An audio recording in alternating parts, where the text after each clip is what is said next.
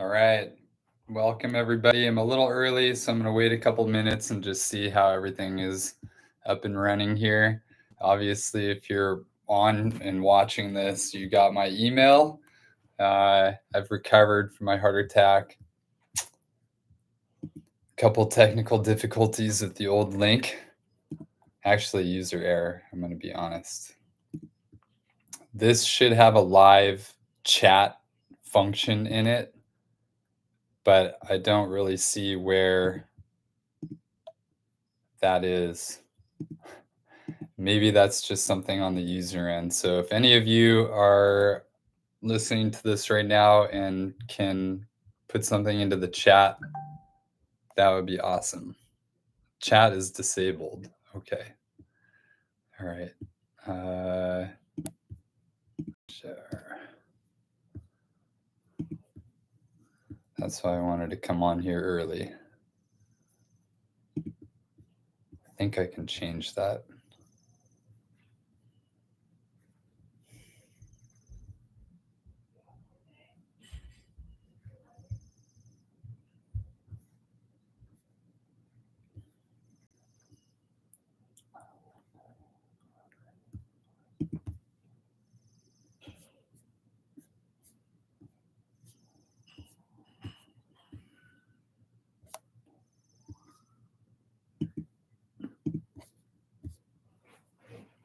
Uh-oh.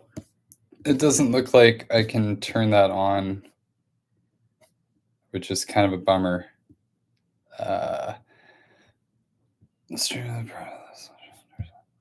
This is trial by error. I apologize. We're coming on 8:15, so I might just start. We are going to do another live stream for on Thursday, just a quick one to go over final conditions, because you got to just get right up to it so you know exactly what's going on. If as best we can know what the conditions are going to be, and then make a call from there. So this is mainly focused on just a quick overview for any aquatic park training that we do. The link will be made available right after, so anybody can watch this afterwards. I am going to do a quick overview, looking at the map. Quick overview of aquatic park. Then I'm going to share parts of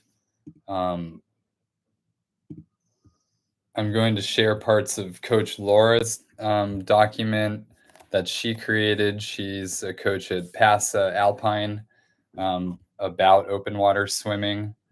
Then we'll go over some specifics about this Saturday, the 25th, before we wrap up. I'm going to try and do this before 8:45.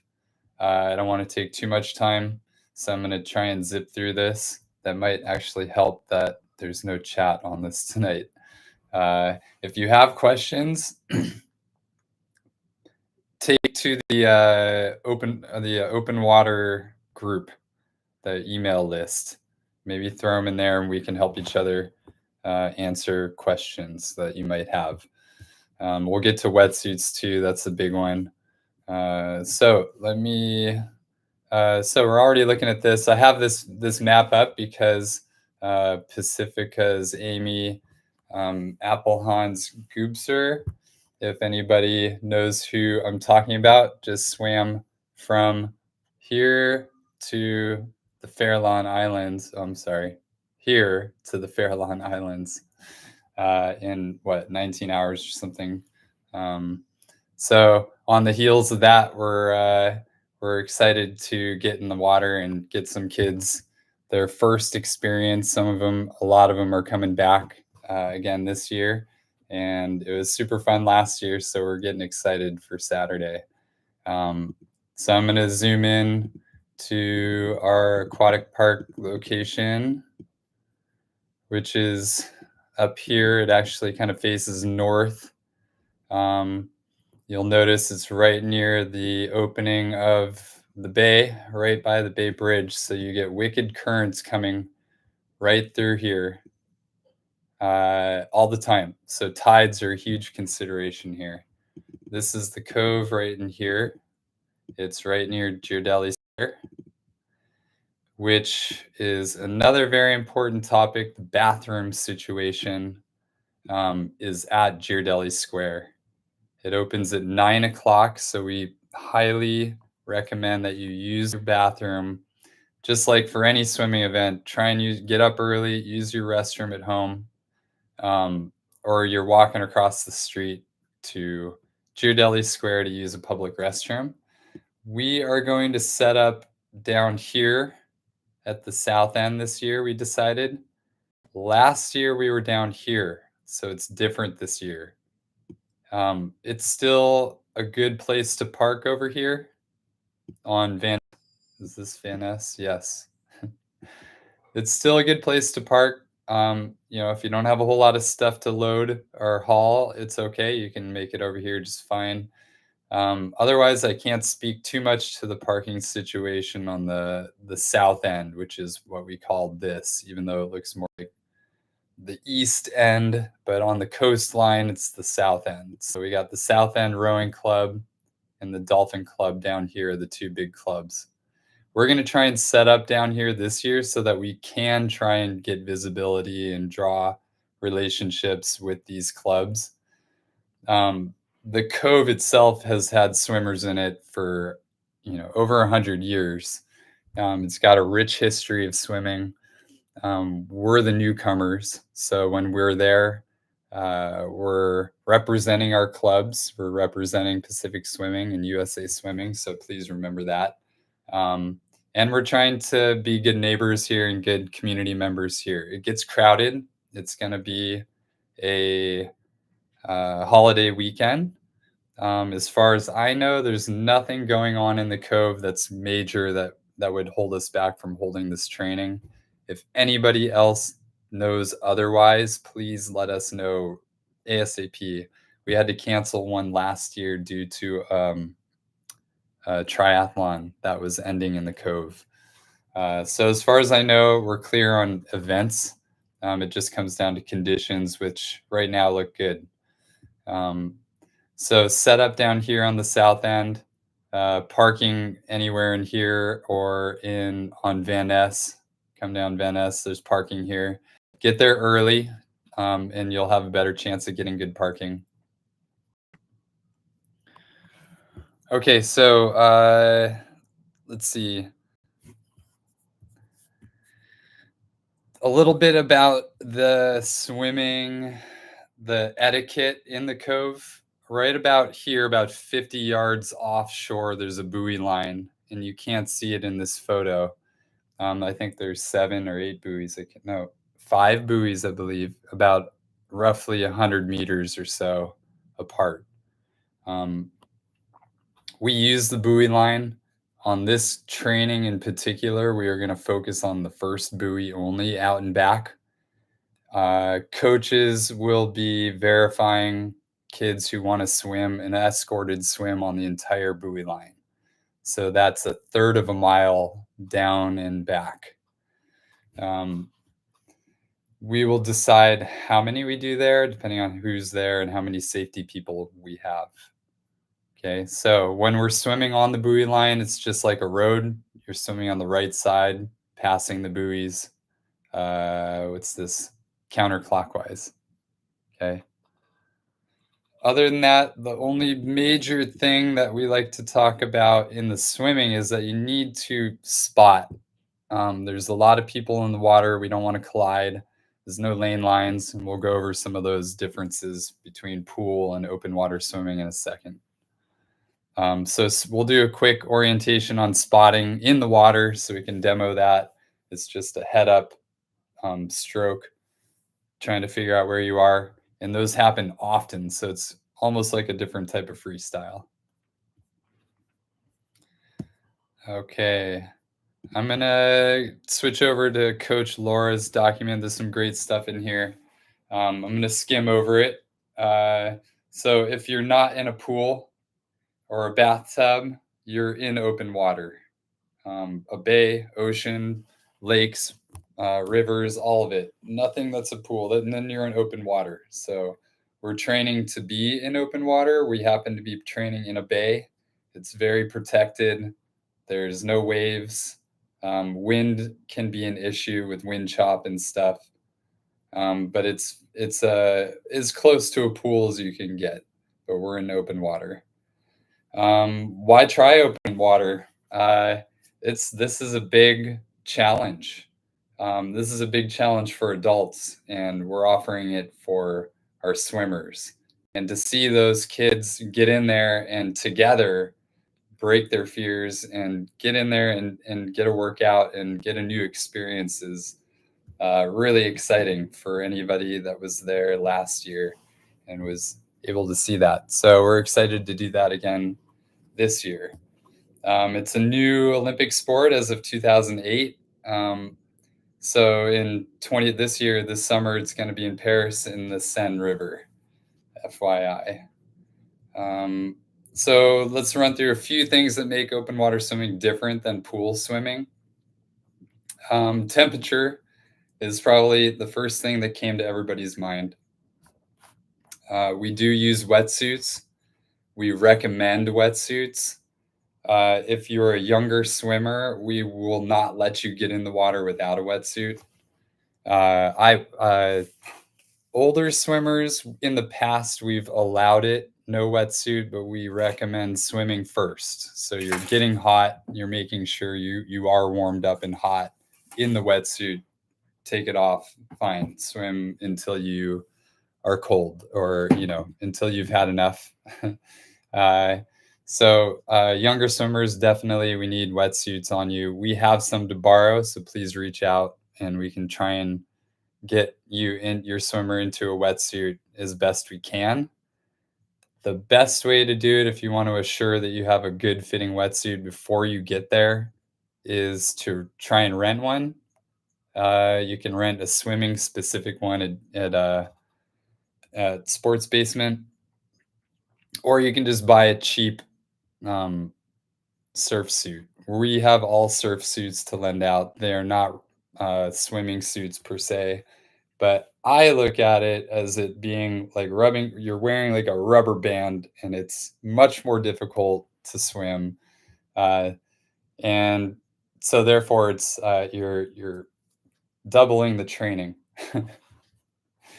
That's how I look at it. So we will also kick a lot. It's not all swimming. And just to note that swimmers do not have to be face down. They can just kick if they want to just get used to it that way. So cold water is a thing, but don't be afraid of it. It can be very good and beneficial for us, and exhilarating and invigorating, if you're ready for it. So you need to eat well, bring snacks, make sure you come in hot. If you're already cold before you get in, it probably won't be a good experience. Water quality is an issue, so we monitor water quality, and I'll show you that quickly in a bit. Actually, it's right here.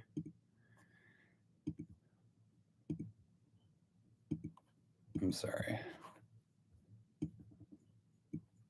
Aquatic Park, we're good with bacteria as of right now. We check that up right to the very last minute to make sure there's nothing going on there. But there's no chlorine. So those of you who have a hard time with chlorine, like I do, it's wonderful sometimes. It's closer to our pH. You don't get itchy, but we do have to watch the bacteria levels. No walls. There's no turns. You're just swimming. So you get to concentrate on your stroke. A lot of people say open water swimming is almost a different sport. Okay, so there's crossover, obviously, but there's some big differences. No line right on the bottom of the pool. You can't really see. So, like I said, we spot, head up spotting, backstroke spotting, spotting on the shore, spotting something, across the bay, whatever it is. There's no lane lines, but we do have the buoy line when we swim at Aquatic Park. If we ever do a training somewhere else, we might not have that buoy line, so it'll come down to spotting or landmarks or something like that. We have support in the water. That's different than pool swimming. We'll have a safety team there of at least a handful of um, highly skilled paddlers, stand-up paddlers. Our team in particular has a lot of them, which we pride ourselves in. We like to share that with the community. So we do have parents that are great on stand-up paddle boards. We have to have a paddler, a support person within 20 seconds of any swimmer at any time. Let's see. Yeah, water again, just the variability of the water conditions. That's different. Animals. There are animals in these waters. We're in the bay. Um, the biggest concern are cute seals and sea lions, which maybe you don't think they're cute. They can be a little aggressive at times, but it's rare. So again, our safety team, we're watching out for the swimmers, but we're also watching the water for what do you call a raft of sea lions? I might be wrong. Obstacles. So there's piers, there's buoys, there's stuff that you can't see underwater. Okay, so being, I gotta let my cat out the door.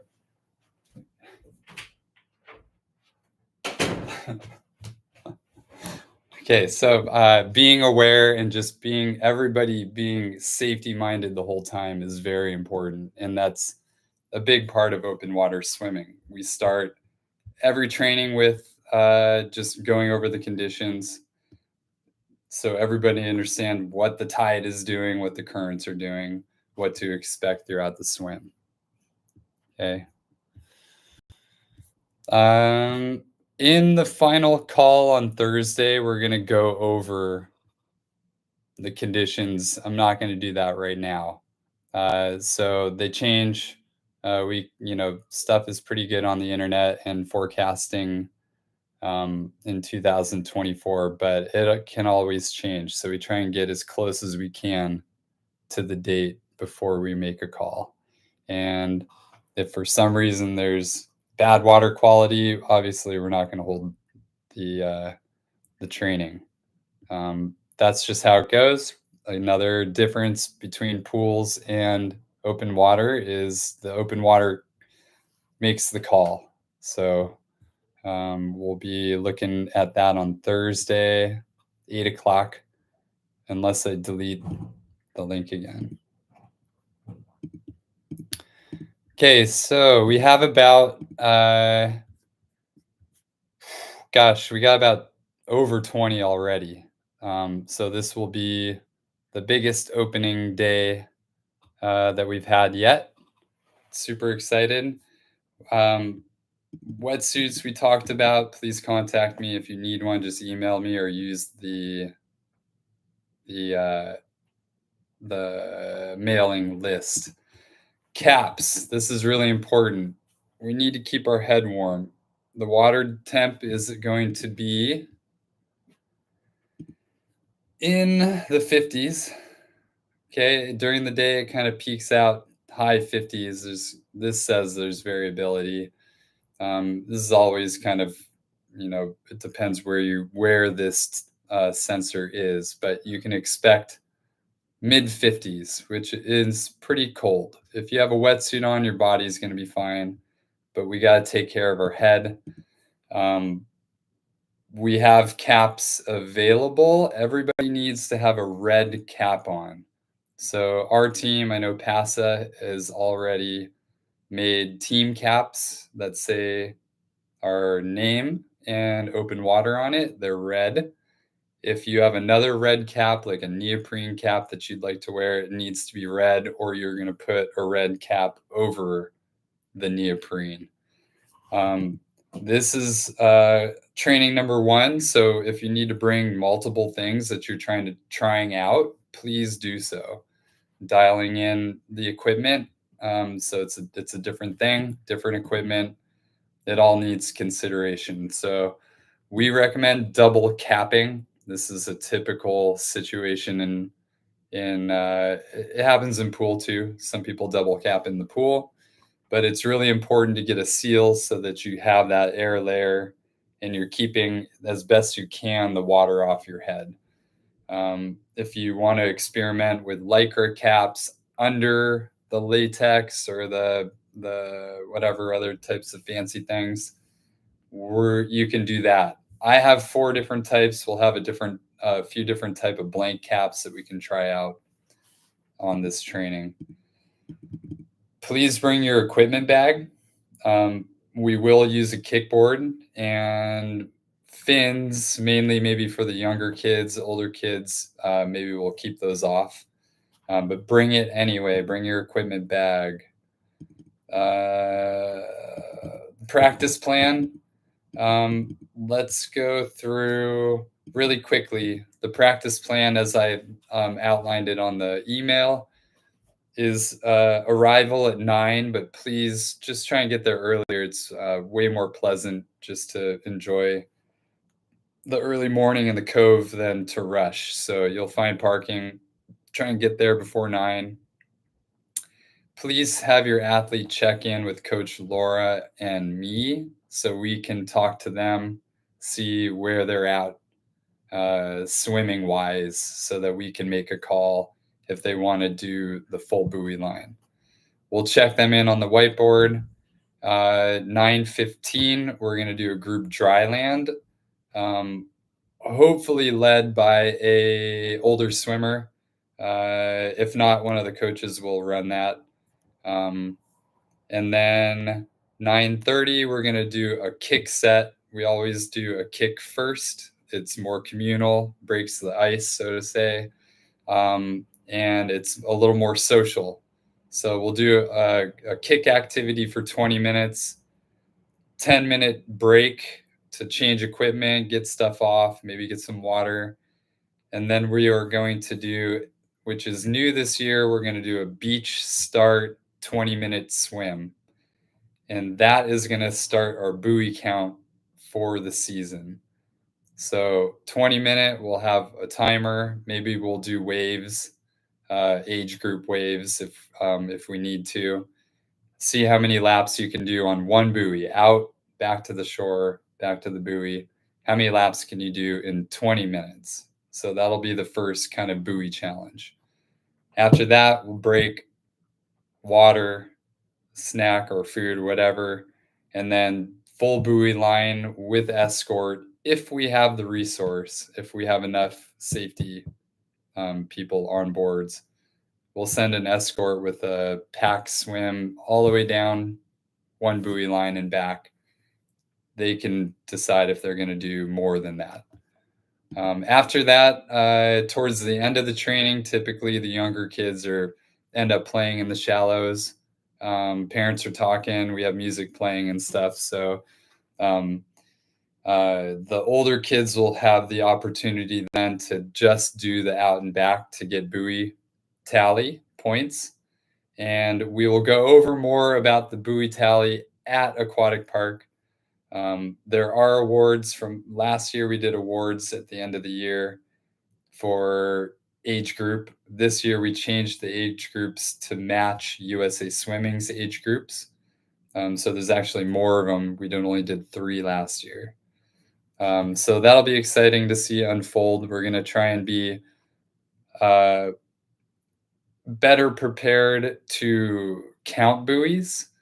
Last year, I think we had too much freedom to choose what course people were swimming, and it became a little difficult to count the buoys. So expect a little bit more precision in the buoy count this year. And of course, we're all there just to have fun. In the end, we're there to learn. We're there to have fun. The awards at the end are kind of icing on the cake, just celebrating together. Okay. All right. I'm coming up on the end here. I'm not going to look at too many more conditions. Water temp is a big one. Wind doesn't look like Saturday is going to be super windy, but it is springtime, and springtime in Northern California means wind, typically onshore. So onshore means it's coming from the Golden Gate and whipping side shore for us. But there's enough structure there that it usually blocks the wind. By the way, I'll put all these links in the description as well.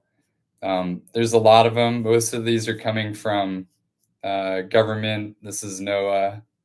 I don't know what this one is, but it's a fog. You can actually see 24-hour loop of what the fog is doing. The easiest and best thing to do is just look at webcams. So here's one of Chrissy Field. No fog. Dolphin Club and the Southland Rowing Club. Check out their websites.